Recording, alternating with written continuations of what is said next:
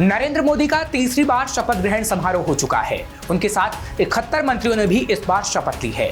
2014 और 2019 की तुलना में इस बार सबसे ज्यादा मंत्रियों को शपथ दिलाई गई है, यानी कि गठबंधन सरकार में सहयोगियों को जगह देने के लिए इस बार मोदी का मंत्रिपरिषद पहले से बड़ा हो चुका है। लोकसभा चुनाव में बीजेपी को कई राज्यों में करारी हार का सामना करना पड़ा। बात चाहे यूपी की हो, महाराष्ट्र की हो, राजस्थान की हो या फिर किसी और राज्य की, क्योंकि कई ऐसे वोट बैंक रहे जो पार्टी से छिटक गए और इस वजह से बहुमत हासिल नहीं हो सका। वहां भी वोटरों का खासा गुस्सा बीजेपी को झेलना पड़ा।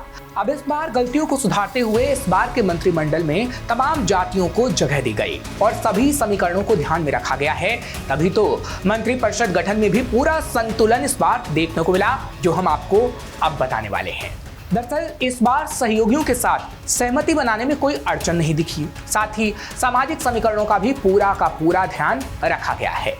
प्रधानमंत्री के बाद सबसे पहले राजनाथ सिंह, फिर अमित शाह, फिर नितिन गडकरी, उसके बाद जेपी नड्डा ने शपथ ली। नड्डा के बाद शिवराज सिंह चौहान, निर्मला सीतारमण, एस जयशंकर और उनके बाद मनोहर लाल खट्टर ने भी शपथ ली। सहयोगी दलों में से सबसे पहले जेडीएस के एचडी कुमारस्वामी ने शपथ ली। कुल मिलाकर 30 कैबिनेट मंत्रियों ने शपथ ली, जिसमें से 19 पिछली सरकार में भी कैबिनेट मंत्री थे। इसमें राजनाथ सिंह, अमित शाह, नितिन गडकरी, निर्मला सीतारमण, एस जयशंकर, पीयूष गोयल, धर्मेंद्र प्रधान, सर्बानंद सोनोवाल, वीरेंद्र कुमार, प्रहलाद जोशी, गिरिराज सिंह, अश्विनी वैष्णव, ज्योतिरादित्य सिंधिया, भूपेंद्र यादव, गजेंद्र शेखावत, किरण रिजिजू, हरदीप सिंह पुरी, मनसुख मांडविया, जी किशन रेड्डी भी शामिल रहे। झारखंड से सांसद अन्नपूर्णा देवी पहले राज्य मंत्री थी, उन्हें अब कैबिनेट मंत्री बना दिया गया। इसके अलावा बीजेपी से सीआर पाटिल, जेपी नड्डा, शिवराज सिंह चौहान, मनोहर लाल खट्टर और जुएल ओराम को भी कैबिनेट मंत्री बनाया गया है। सहयोगी दलों में से 5 को कैबिनेट मंत्री बनाया गया है। इसमें जेडीएस से एचडी कुमारस्वामी, हम के जीतन राम मांझी, टीडीपी के राम मोहन नायडू, एलजेपी के चिराग पासवान और जेडीयू के राजीव रंजन सिंह शामिल हैं। कैबिनेट में इस बार 3 पूर्व मुख्यमंत्री हैं। शिवराज सिंह चौहान मध्य प्रदेश से, मनोहर लाल खट्टर हरियाणा से, सर्बानंद सोनोवाल असम के पूर्व सीएम हैं। 30 कैबिनेट मंत्रियों में से 6 राज्यसभा सदस्य हैं। इसमें जेपी नड्डा, निर्मला सीतारमण, एस जयशंकर, अश्विनी वैष्णव, हरदीप सिंह पुरी और मनसुख मांडविया शामिल हैं। साथ ही 5 इंडिपेंडेंट मंत्रियों ने भी शपथ ली है। इसमें बीजेपी के जितेंद्र सिंह, राव इंद्रजीत सिंह और अर्जुन राम मेघवाल भी शामिल हैं। ये तीनों पिछली सरकार में इंडिपेंडेंट मंत्री थे। वहीं शिवसेना से प्रताप राव जाधव और आरएलडी से जयंत चौधरी को भी इंडिपेंडेंट मंत्री के तौर पर शपथ दिलाई गई है। एनडीए सरकार में जिन 71 मंत्रियों ने शपथ ली, उसमें 27 ओबीसी, 10 एससी, 5 एसटी और 5 माइनॉरिटी हैं। हालांकि कोई भी मुस्लिम मंत्री इस बार नहीं बनाया गया है। वहीं कुछ लोग ऐसे रहे जिन्हें इस बार जगह नहीं दी गई, जिसमें अब तक के केंद्रीय मंत्री रहे अनुराग ठाकुर, स्मृति ईरानी, अर्जुन मुंडा, महेंद्र नाथ पांडे, नारायण राणे, पुरुषोत्तम रूपाला, आरके सिंह को जगह नहीं मिली। अनुराग ठाकुर हिमाचल से, नारायण राणे महाराष्ट्र से और पुरुषोत्तम रूपाला गुजरात से चुनाव जीते। चुनाव के दौरान रूपाला के एक बयान को लेकर खासा विवाद हुआ था और राजपूत संगठनों ने उनके खिलाफ मोर्चा खोल दिया था। स्मृति ईरानी ने जहां 2019 में कांग्रेस नेता राहुल गांधी को अमेठी से हराया था, वहीं इस बार वह अमेठी से चुनाव हार गईं।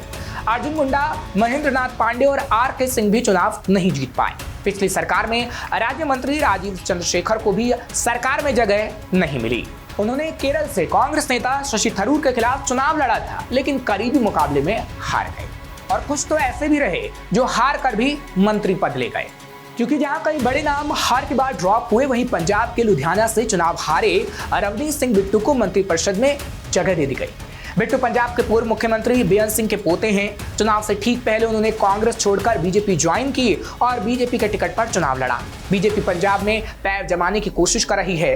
इस बार पहली बार पंजाब में बीजेपी ने अकेले चुनाव लड़ा था, लेकिन एक भी सीट बीजेपी नहीं जीत पाई। अब बात करते हैं मंत्रिपरिषद में महिलाओं की, क्योंकि मंत्रिपरिषद में 7 महिलाओं को शामिल किया गया है, जिसमें कैबिनेट मंत्री के तौर पर 2 महिलाओं को शामिल किया गया है। इसमें झारखंड से सांसद अन्नपूर्णा देवी और राज्यसभा सांसद निर्मला सीतारमण शामिल हैं। 5 इंडिपेंडेंट चार्ज के मंत्री हैं, लेकिन इनमें कोई महिला नहीं है। राज्य मंत्री में 4 महिलाएं हैं। इसमें अपना दल की अनुप्रिया पटेल, बीजेपी की शोभा करंदलाजे, रक्षा खड़से और सावित्री ठाकुर, साथ ही साथ नीमूबेन बाम्भिया भी शामिल हैं। फिलहाल ये तो बात हुई उन मंत्रियों की जिन्हें मंत्रिपरिषद में जगह दी गई, लेकिन अब बात करते हैं कि इन मंत्रियों को लाकर कहां-कहां फोकस मोदी सरकार ने किया है, जिसमें सबसे ज्यादा बीजेपी ने पिछले 5 सालों में अपने मिशन साउथ पर फोकस किया। इसका बीजेपी को कुछ नतीजा भी देखने को मिला। एनडीए संसदीय दल की मीटिंग में मोदी ने कहा कि दक्षिण भारत में एनडीए ने अपनी जमीन को मजबूत किया है। उत्तर भारत के कुछ राज्यों में जिस तरह बीजेपी को लोकसभा चुनाव में बड़ा नुकसान उठाना पड़ा, उसमें बीजेपी का मिशन साउथ अभियान और अहम होता गया। यानी मंत्रिमंडल बंटवारे में भी इसका ध्यान रखा गया है कि आगे आने वाले समय में बीजेपी साउथ में कैसे मजबूत हो पाएगी। इसलिए आंध्र प्रदेश से भी 1, कर्नाटक से 3, तमिलनाडु से निर्मला सीतारमण, एल मुरुगन को मंत्री बनाया गया है। तेलंगाना से 2 मंत्री बनाए गए हैं, जी किशन रेड्डी और बंदी संजय। बंदी संजय पहले तेलंगाना के प्रदेश अध्यक्ष थे, लेकिन उन्हें बदलकर राष्ट्रीय टीम में लाया गया। उस वक्त सवाल उठे थे कि उन्हें क्यों हटाया गया। यह भी कहा गया था कि इसका नुकसान होगा और विधानसभा चुनाव में बीजेपी ने उम्मीद के मुताबिक प्रदर्शन नहीं किया। लेकिन लोकसभा चुनाव में बीजेपी ने तेलंगाना में 8 सीटें जीत ली। केरल में बीजेपी ने पहली बार लोकसभा की कोई सीट जीती। त्रिशूर से सुरेश गोपी जीते और उन्हें मंत्रिमंडल में शामिल किया गया। केरल से एल मुरुगन को भी मंत्री बनाया गया है। इसके साथ ही कुछ राज्यों में विधानसभा चुनाव होने हैं, उसको लेकर भी पूरा फोकस किया गया, क्योंकि इसी साल हरियाणा, महाराष्ट्र, झारखंड और जम्मू कश्मीर में विधानसभा चुनाव होने हैं। हरियाणा में जहां बीजेपी की सरकार है, वहीं महाराष्ट्र में एनडीए सरकार है। जम्मू कश्मीर में आर्टिकल 370 हटाने के बाद पहली बार विधानसभा चुनाव होने हैं, जो बीजेपी के लिए बड़ा टेस्ट होगा। फिर अगले साल की शुरुआत में दिल्ली में विधानसभा चुनाव होने हैं। बीजेपी ने अपने कोटे से हरियाणा में 3, महाराष्ट्र में 4, झारखंड से 2, जम्मू कश्मीर से 1, दिल्ली से 1 मंत्री बनाए हैं, ताकि विधानसभा चुनाव में परिणाम बेहतर हो पाए।